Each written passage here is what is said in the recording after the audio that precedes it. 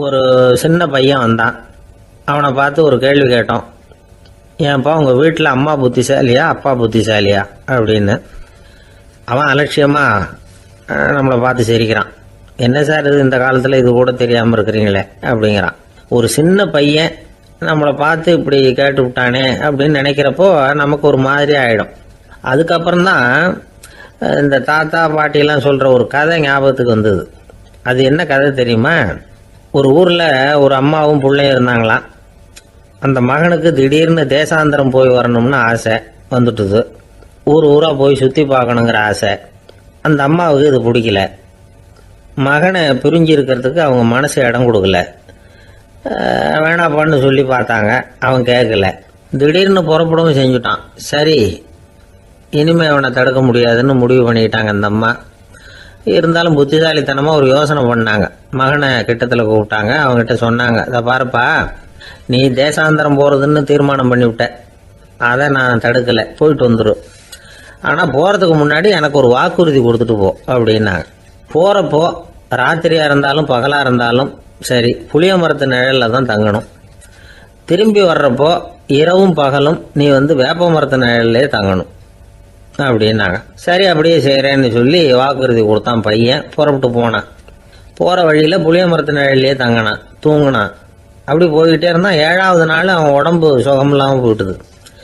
ரொம்பவும் பலவீனமாயிட்டான். இனிமேல் நடக்க முடியாதுங்கிற நிலைமை வந்துட்டுது. யோசிச்சு பார்த்தான். சரி, இதுக்கு மேலே போக வேண்டாம் அப்படின்னு முடிவு பண்ணிட்டு திரும்பி வர ஆரம்பிச்சிட்டான். திரும்பி வர்றப்போ வழியில் வேப்ப மரத்து நிழல்லையே தங்கி வந்தான். நாளுக்கு நாள் உடம்பு சரியாக வந்துட்டுது. 7வது நாள் வீட்டுக்கு சேர்றான். உடம்பு பழையபடியே கலகலப்பாயிட்டுது. பூரண சுகம். தேசாந்திரம் போன பையன் திரும்பி வந்துட்டானே அப்படின்னு அந்த அம்மா ஆச்சரியப்படலை. ஏன்னா அவங்களுக்கு தெரியும் இப்படி ஆகும்னு. பையன் சீக்கிரமாக திரும்பி வரணுங்கிறதுக்காக தான் அவங்க அந்த யோசனையை சொன்னாங்க. என்ன விஷயங்கிறதையும் அவங்களே சொன்னாங்க. மகனே, புளிய மரத்து நிழல் உடம்புக்கு உஷ்ணத்தை கொடுக்கும், சீக்க உண்டாக்கும்.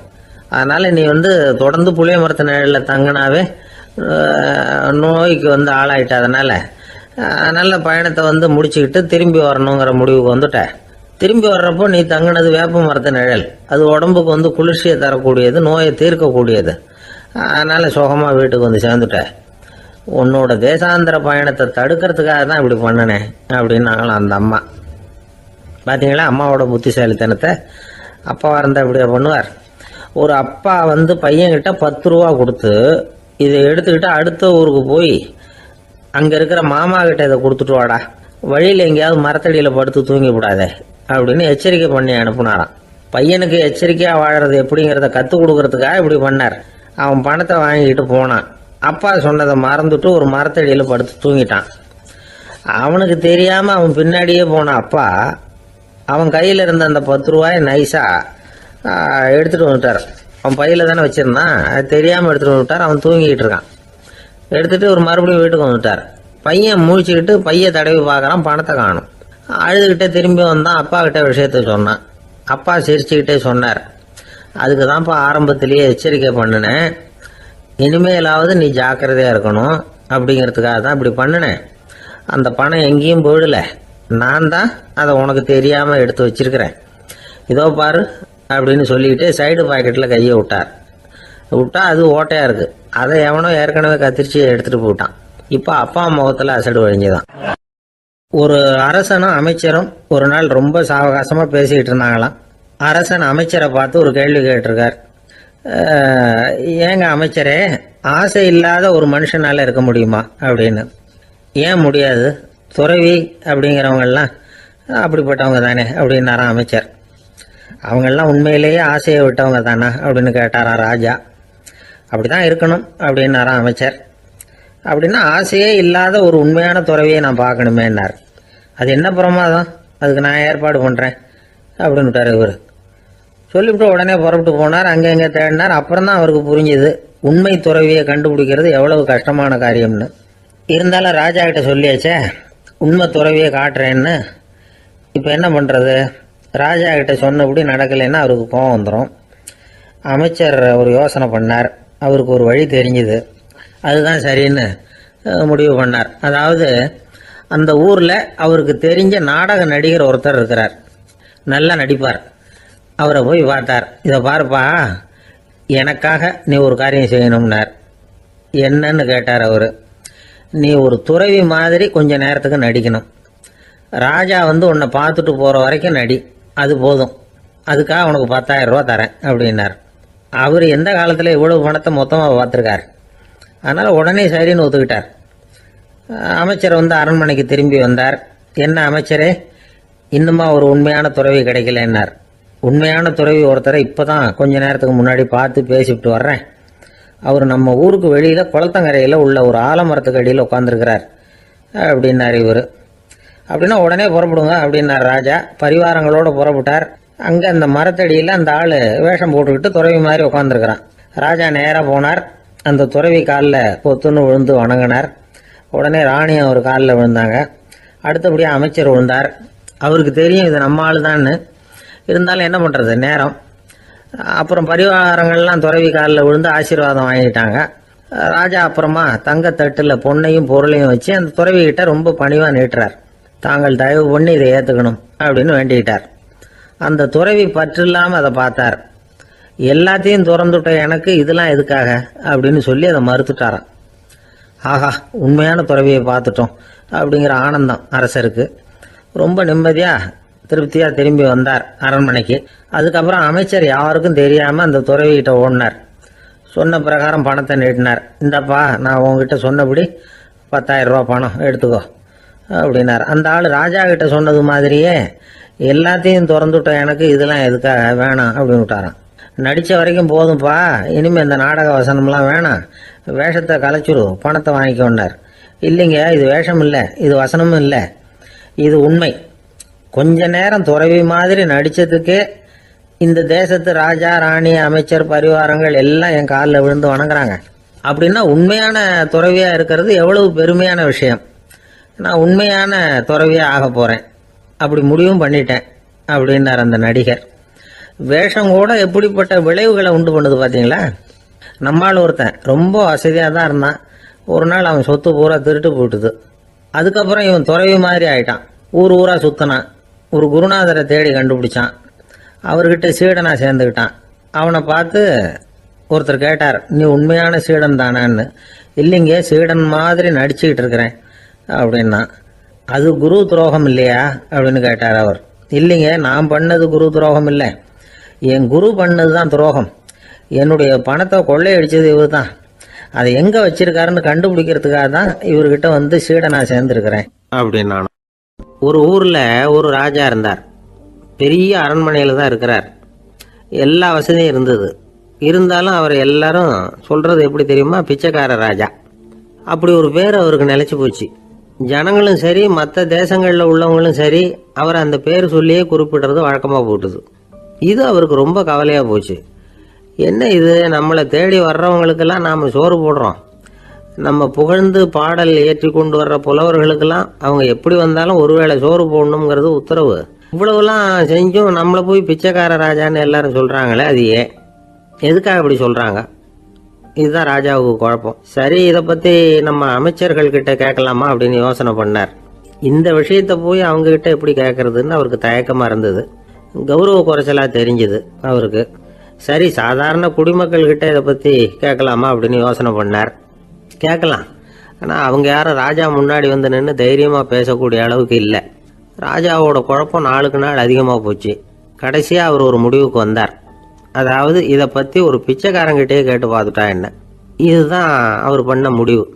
உடனே மாறு வேஷம் போட்டுக்கிட்டு நகர்வலம் போனார். ஒரு பிச்சைக்காரனை கண்டுபிடிச்சார். இதை பாருப்பா, நம்ம ராஜாவை எல்லாரும் பிச்சைக்கார ராஜான்னே சொல்கிறாங்களே, அதுக்கு என்ன காரணமாக இருக்கும் அப்படின்னு கேட்டார். அதுக்கு அவன் சொல்கிறான், இதுக்கான பதிலை இன்னும் ஒரு 30 நாளில் சொல்கிறேன் அப்படின்னா. உடனே இவருக்கு சந்தோஷம். உண்மையை அவங்ககிட்ட சொன்னார். நான் வேற யாரும் இல்லை, நான் தான் இந்த நாட்டு ராஜா. இப்போ நீ என் கூடவே வந்துடு, அரண்மனையிலேயே தங்கிக்கோ. 30 நாள் கழித்து எனக்கு பதில் சொல்லிவிட்டு அதுக்கப்புறமா நீ போகலாம் அப்படின்னு சொல்லி அழைச்சிட்டு வந்துட்டார். அரண்மனையில் ஒரு மூலையில் அவன் தங்கறதுக்கு இடம் கொடுத்தார். தினம் 2 வேளையும் இவனுக்கு சோறு போடுங்க அப்படின்னு உத்தரவு போட்டார். ராஜா கொடுத்த இடத்துல போய் உக்காந்துக்கிட்டான் அந்த பிச்சைக்காரன். தினமும் அந்த அரண்மனையில் நடக்கிறதையெல்லாம் கவனிச்சிக்கிட்டு வந்தான். வேளைக்கு சாப்பாடு வரும், சாப்பிட்டுக்கிட்டு இருக்கான். இப்படி 30 நாள் முடிஞ்சுது. ராஜா வந்தார். என்ன, என்னோட கேள்விக்கு பதில் என்னன்னு கண்டுபிடிச்சிட்டியான்னார். கண்டுபிடிச்சிட்டேன்னா. என்ன எல்லாரும் பிச்சைக்கார ராஜான்னு சொல்றாங்களே, அது நியாயமா படுதா உனக்குன்னு கேட்டார். நியாயமா தான் படுது, சந்தேகம் இல்லாம நீங்க பிச்சைக்கார ராஜா தான். என்னதான் நீங்க வசதியோடவும் படைபலத்தோடவும் இருந்தா கூட நீங்க எங்க வர்க்கத்தை சேர்ந்த ஆசாமி தான் அப்படின்னு அடிச்சு சொல்லிவிட்டான் அந்த ஆள். ஏனால் அப்படி சொல்றேன்னு கேட்டார் இவர். அரசே, ஒரு உண்மையை கண்டுபிடிச்சு சொல்றதா நான் உங்ககிட்ட சொன்னேன். நீங்க ராஜ பரம்பரைன்னா உடனே உங்க கழுத்துல கிடக்கிற முத்து மாலையை கழட்டி பரிசா கொடுத்துருப்பீங்க, பொன்னையும் மணியையும் கொடுத்துருப்பீங்க. ஆனா நீங்க அப்படி செய்யல. என்ன ஒரு மூலையில உட்கார வச்சு 2 வேளை சோறு போட சொன்னீங்க. உங்களை தேடி யார் வந்தாலும், யார் பாராட்டி பேசினாலும் அல்லது பிரச்சனைகளை சொன்னாலும் நீங்க செய்யற ஒரே காரியம் சோறு போடுறது தான். பிச்சைக்காரனுக்கு சோறு மட்டும்தான் உலகம். உங்க விஷயத்திலையும் நீங்க அப்படித்தான் நினைக்கிறதாக தெரியுது. நல்லா கவனிங்க. எந்த ஒரு பிரச்சனைக்கும் சோறு தான் முடிவுன்னு நினைக்கிறீங்க பாருங்க. நீங்க சந்தேகமில்லாத எங்களை சேர்ந்த ஆளுதான் அப்படின்னு விட்டான் அந்த பிச்சைக்காரன். அதுக்கப்புறம் தான் அந்த ராஜா தன்னுடைய தவறுகளை எல்லாம் தேர்த்திக்கிட்டாராம். பசின்னு வர்றவங்களுக்கு சோறு தான் போடணும், அது தப்பு இல்லை. பாராட்ட வர்றவங்களுக்கெல்லாம் சோத்தையே போட்டு அனுப்புனா இப்படிதான் பேர் வரும். எனக்கு தெரிஞ்ச ஒருத்தர் தினமும் யாராவது ஒருத்தரை தன் வீட்டுக்கு அழைச்சிட்டு போவார், சாப்பாடு போட்டு அனுப்புவார். முன்னறிவிப்பு இல்லாம திடீர்னு ஒரு விருந்தாளியோட வீட்டுல போய் இவர் நிக்கிறது வழக்கம். அந்த அம்மாவும் இவருக்காக தயார் பண்ணி வச்சிருந்ததை இவர் அழைச்சிட்டு வந்திருக்கிற விருந்தாளிக்கு போட்டுருவாங்க. விருந்தாளி சாப்பிட்டுட்டு போனதுக்கு அப்புறம் இவர் மனைவி கிட்ட உனக்கு சிரமம் வேணாம் அப்படின்னு சொல்லிவிட்டு பக்கத்துல உள்ள ஒரு ஹோட்டலுக்கு போய் காசு கொடுத்து சாப்பிட்டுட்டு வந்துருவார். பல நாள் இப்படி நடக்கும். ஒரு நாள் அவரை தனியா கூப்பிட்டுக்கிட்டு போய் ஏன் இப்படி பண்றீங்கன்னு கேட்டோம். அதுக்கு அவர் சொல்றாரு, எங்க வீட்டு சாப்பாட்டுல இருந்து தப்பிக்கிறதுக்கு எனக்கு வேற வழி எதுவும் தெரியல சார், அதனாலதான் இப்படி பண்ணிட்டு இருக்கிறேன் அப்படின்னார் ரொம்ப பரிதாபமா. அந்த ஆளு என்ன கண்ணா பண்ணான்னு திட்டி விட்டான் சார், அதை நினைச்சா எனக்கு ரொம்ப வருத்தமா இருக்கு அப்படின்னு சொல்லி கவலைப்பட்டார் ஒருத்தர். இதுல கவலைப்படுறதுக்கு என்ன இருக்குது அப்படின்னார் ஒரு பெரியவர். அவர் ஒரு மகான். என்ன சார் இப்படி சொல்றீங்க, ஒருத்தர் நம்ம பார்த்து திட்டுனா வருத்தமா இருக்காதா அப்படின்னார். அது எப்படி வருத்தமா இருக்கும், திட்டுறதுங்கிறது என்ன, அது வெறும் சத்தம் தானே அப்படின்னார் அந்த பெரியவர். நம்ம ஆளுக்கு தலையை பிச்சுக்கலாம் போல இருந்தது. இருக்காத பின்ன, நமக்கு அப்படித்தானே தோணுது. அந்த பெரியவர் சொல்றது ரொம்ப பெரிய விஷயம். அதை நாம புரிஞ்சிக்க முயற்சி பண்ணலாம்னா நடைமுறை வாழ்க்கைக்கு அது ஒத்து வர்றது மாதிரி தெரிய மாட்டேங்குது. இருந்தாலும் அந்த பெரியவர் அதுக்கு என்னதான் விளக்கம் கொடுக்குறாருன்னு பார்ப்போமே. ஒரு ரயில் போயிட்டு இருக்கு, அதுல ஒரு சாது போயிட்டு இருக்கார். அந்த ரயில் அவர் ஹரித்வாரம் போயிட்டு இருக்கார். அவரு ரயில்ல ஏகப்பட்ட கூட்டம். நம்ம ஊர் ரயில் கேட்க வேணும், டிக்கெட் வாங்கிட்டு கொஞ்சம் பேர், வாங்காத கொஞ்சம் பேர். அது என்னத்துக்கு அனாவசியமா டிக்கெட் அப்படிங்கிற நினைப்புல பாதி பேர். இந்த கூட்டத்துக்கு மத்தியில அந்த சாதுவும் போயிட்டு இருக்கிறார். உட்கார்றதுக்காக இருந்த இடத்துல ஒரு ஆள் படுத்திருக்கிறான், கொஞ்சம் முரட்டு ஆசாமி. அவன் காலு பக்கத்துல கொஞ்சோண்டு இடம் பாக்கி இருந்தது. அந்த இடத்துல இந்த சாது உட்காந்துருந்தார். மெதுவா உட்காந்துக்கிட்டார் போய். ஆனா அந்த ஆளு ராத்திரி பூரா இவரை காலால உதச்சிக்கிட்டே இருக்கிறான். அது இவருக்கு ரொம்ப அவமானமா பட்டது. அதனால துக்கம் ஏற்பட்டது. இருந்தாலும் அதை ஒரு மாதிரியா சகிச்சுக்கிட்டே இவர் சேர்ந்தார். பொழுது விடிஞ்சது. அந்த சாது ஹரித்வார் சேர்ந்தார். அங்க ஒரு பெரிய ஞானியை சந்திச்சார். ராத்திரி ரயில்ல அந்த ஆளு உதைச்சதையும் அதனால தனக்கு ஏற்பட்ட துக்கத்தையும் இந்த சாது அந்த ஞானி கிட்ட சொன்னார். சொல்லிவிட்டு, ஏன் சுவாமி, எனக்கு துக்கம் ஏற்பட்டதே, அது தப்பா அப்படின்னு கேட்டார். தவறுதான் அந்த ஞானி. உனக்கு இன்னமும் தேக அபிமானம் போகலைங்கிறது தான் அது காட்டுது.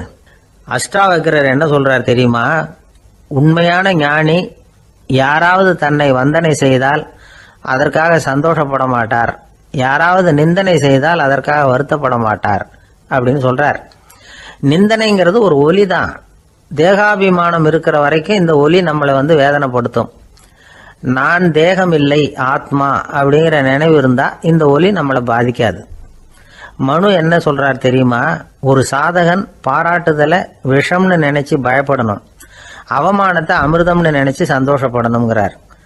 அவமானப்பட்டா கவலைப்படாம எப்படி இருக்க முடியும் அப்படின்னு தான் நமக்கு தோணும். அதனாலதான் நம்மள யாரும் இதுக்கு உதாரணமா யாரையும் காட்ட முடியல. புத்தரையும் கபீரையும் உதாரணமா காட்டுறாங்க. அவங்களுக்கெல்லாம் அவமானம் ஏற்பட்டப்போ கவலையே படலையாம். புத்தரை அவமானப்படுத்தணுங்கிறதுக்காக கௌசாம்பி ராணி ஒரு இளம் பெண்ணை கொலை பண்ணி சடலத்தை புத்தர் குடிசைக்கு முன்னாடி போட சொன்னார். போட்டாங்க. புத்தர் தான் அந்த பொண்ணை கெடுத்து கொலை பண்ணி விட்டாருன்னு எல்லாரும் நினைச்சாங்க. ஆனா புத்தர் இதை பத்தி கவலையே படல. அப்புறமா உண்மை தெரிஞ்சதும் புத்தர் புகழ் இன்னும் அதிகமாயிட்டது. ஒரு பெரிய சபையில ஒரு மோசமான பொண்ணு நுழைஞ்சி தனக்கும் கபீருக்கும் சம்பந்தம் உண்டுன்னு சொன்னா கபீர் கவலைப்படல. அவங்க மாதிரியெல்லாம் நாமளும் இருக்க கத்துக்கணும். நிந்தனை, அபகீர்த்தி, அவமானம் எல்லாம் ஆண்டவன் கொடுக்கிற பிரசாதம்னு நினைக்கணும் அப்படின்னு சொல்றார் அந்த ஞானி. இதை கேட்ட இந்த காலத்து ஆசாமி ஒருத்தர், நான் கூட அப்படிதான் சார், யாராவது அவமானப்படுத்தினா கவலைப்பட மாட்டேன். நேத்து கூட ஒருத்தர் என்ன பலார்னு அரைஞ்சுட்டார், நான் கொஞ்சம் கூட கவலைப்படலை, பேசாம வந்துட்டேன்னார்.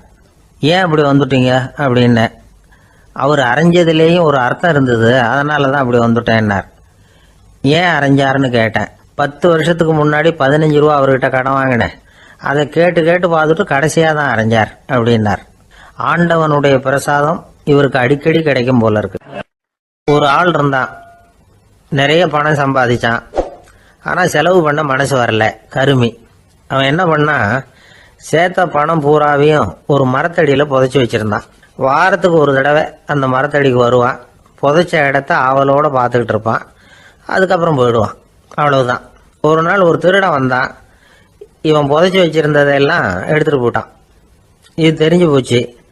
அந்த கருமி புலம்ப ஆரம்பிச்சிட்டான். இவன் புலம்பலை கேட்டதும் அக்கம் பக்கத்தில் இருந்தவங்க எல்லாம் ஓடி வந்தாங்க. என்ன விஷயம்னு விசாரிச்சாங்க. இவன் சொன்னான்.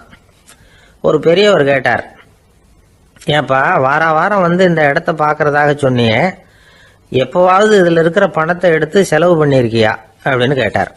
நான் அப்பப்போ வந்து அதை பார்க்கறது தான் வழக்கம், அதை தொட்டதே இல்லைன்னு அவன். சரி அப்படின்னா இப்போவும் நீ அதே மாதிரி வாரம் ஒரு தடவை வந்து இந்த இடத்த பார்த்துட்டு போகலாமே அப்படின்னாராம் அந்த பெரியவர். அதுவும் சரிதானே, எவ்வளவு காலமானாலும் அவன் அந்த பணத்தை எடுத்து செலவு பண்ண போறதில்ல. அப்படி இருக்கிறப்ப உள்ளே பணம் இருந்தாலும் ஒண்ணுதான், இல்லாம போனாலும் ஒண்ணுதான். இதுல இருந்து என்ன புரியுதுன்னா, ஒருத்தர்கிட்ட இருக்கிற பணத்தை கொண்டு அவர் பணக்காரரா ஏழையா அப்படின்னு முடிவு செய்யறது சரியில்லை. அந்த செல்வத்தை அனுபவிக்கிற திறன், பயன்படுத்துற திறன், அதை வச்சுதான் அவர் ஏழையா பணக்காரரா அப்படிங்கிறத நிர்ணயம் பண்ணணும். அதுதான் சரி. செலவு பண்ண தெரியாதவன் சேகரம் பண்ணிட்டே இருக்கிறதுனால என்ன பிரயோஜனம்? தலைமுடியே இல்லாதவன் தாராளமா சீப்புகளை வாங்கி சேகரம் பண்றது மாதிரி தானே இது. சில சமயம் செலவு பண்ண நாம தயாரா இருந்தா கூட அந்த செல்வம் நமக்கு பயன்படுறதில்ல. அரேபியாவில் ஒரு நகை வியாபாரி விலை உயர்ந்த முத்துக்களை எல்லாம் அவர் வச்சு வியாபாரம் பண்ணிட்டு இருந்தார். அவர் ஒரு சமயம் ஒரு பாலைவனம் வழியா போயிட்டு இருக்கிறார் ஒட்டகத்துல. அப்போ திடீர்னு கடுமையான புயல் வீச ஆரம்பிச்சுட்டுது. திசை தவறி இவர் எங்கேயோ வந்துட்டார். கூட வந்தவங்களையும் காணல, எங்க போனாங்களோ தெரியல. இவர் ரொம்ப பயந்து போய் அங்கேயும் எங்கேயுமா அலைஞ்சு தெரிகிறார். வழியே தெரியல, பசி கடுமையாயிட்டுது. ஒட்டகத்து முதுகுல ஒரு மூட்டை இருந்தது, அதை பிரிச்சு பார்த்தார். உள்ள ஏதாவது இருக்கான்னு தேடி பார்க்கறார். அது வரைக்கும் கண்ணில் தட்டுப்படாத அபூர்வமான ஒரு பை கண்ணில் பட்டுது. ஆஹா, அதில் ஏதாவது சாப்பிட்றதுக்கு இருக்கும் அப்படின்னு நினச்சி ஆவலாக அதை பிரித்து பார்க்குறார். அந்த பையில் விலை உயர்ந்த முத்துக்கள் நிறைய இருந்துதான். அப்போ தான் அவர் நினைச்சாராம், விலை உயர்ந்த முத்துக்கள் கூட சாப்பிட்றதுக்கு உணவாக முடியாது அப்படிங்கிறத புரிஞ்சுக்கிட்டாராம். எந்த நேரத்தில் எது நமக்கு தேவையோ அது நமக்கு தாராளமாக கிடைக்கணும். அப்படி அது கிடைக்கிறதுக்கு நம்மகிட்ட இருக்கிற செல்வம் பயன்படணும். அது நமக்கும் பயன்படலாம், நம்ம மூலமா அடுத்தவங்களுக்கும் பயன்படலாம். அதுதான் செல்வத்தின் பயன். ஒரு மரத்தடியில் ஒருத்தன் உட்காந்து அழுதுகிட்டு இருந்தான். அந்த பக்கமா வந்த இன்னொருத்தன் ஏப்பா அழுதுகிட்டு இருக்கிறேன்னு கேட்டான். இந்த இடத்துல தான் பூமிக்கு அடியில் பணம் இருக்குது, புதைச்ச இடம் தெரியல, அதான் அழறேன் அப்படின்னா. நல்லா ஞாபகப்படுத்தி பாரு, எந்த இடத்துல புதைச்ச அப்படின்னு கேட்டான் இவன். அது எப்படி எனக்கு தெரியும், புதைச்சி வச்சிருக்கிறவன் நான் இல்லையே, எங்க எதிர்த்து வீட்டுக்காரன் அப்படின்னு நானா இவன்.